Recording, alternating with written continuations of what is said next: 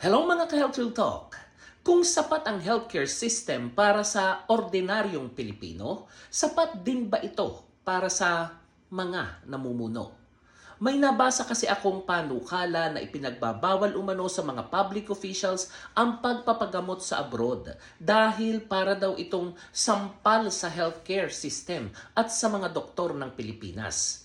Ito ay nagmula sa isang doktor ng infectious disease na si Dr. Ko. Pero teka, sa mga doktor ba talaga ang sampal? Para sa akin, hindi. Maraming magagaling na Filipino doctors, maraming nurses at healthcare professionals na kayang makipagsabayan sa anumang bansa. Sa katunayan, minsan, ibang healthcare system sa mundo ay nagtitiwala sa kakayahan ng mga Pilipino. Kaya, baka mali ang tinatanong natin. Ang tanong ay hindi, bakit sa abroad nagpapagamot ang mga opisyal? Ang mas magandang tanong ay, bakit hindi natin mabuo ang healthcare system na kahit ang sarili nating mga pinuno ay buong pusong pagkakatiwalaan ang kanilang buhay? Diyan tayo mag-Health Real Talk. Kapag ordinaryong Pilipino ang nagkasakit, kadalasan kung ano ang available, iyon ang tatanggapin niya. Kung mahaba ang pila, maghihintay. Kung kulang ang specialist, maghahanap siya. Kung walang available na gamot, bibili kung may pera.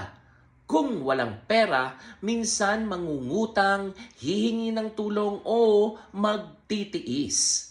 Pero kapag ang isang makapangyarihan at may kakayahang pumili ng nagkasakit, maaari siyang pumunta kung saan naroon ang pinakamahusay na technology, specialist, facility at treatment. At doon lumalabas ang masakit na tanong. Kung ang sistemang ito ay sapat para sa mamamayan, bakit kapag sariling buhay na ang nakataya, naghahanap tayo ng ibang sistema? Pero hindi rin patas na sisihin ng ating mga doktor. Dahil kahit gaano kagaling ang isang doktor, kung kulang ang equipment, manpower, gamot, hospital beds, diagnostic capability, research support, at specialized facilities, may limitasyon ang kaya niyang gawin. Hindi competence lamang ng healthcare professionals ang bumubuo sa isang mahusay na healthcare system. Kailangan ng investment, kailangan ng infrastructure, kailangan ng technology, kailangan ng sapat na healthcare workers, kailangan ng maayos na referral system, at higit sa lahat, kailangan ng political will. Kaya hindi ako kumbinsido na simpleng ipagbawal ang pagpapagamot sa abroad. Ang solusyon, kung sariling pera naman at legal, may karapatan pa rin pumili ang isang tao kung saan siya magpapagamot. Pero kung pera ng bayan ang gagamitin, ibang usapan na iyon.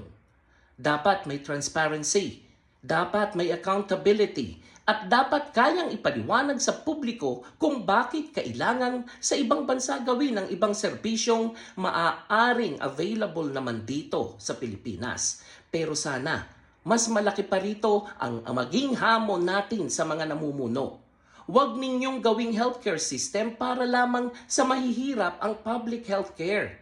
Gumawa tayo ng healthcare system na kahit mayaman ay pipiliing gamitin ito.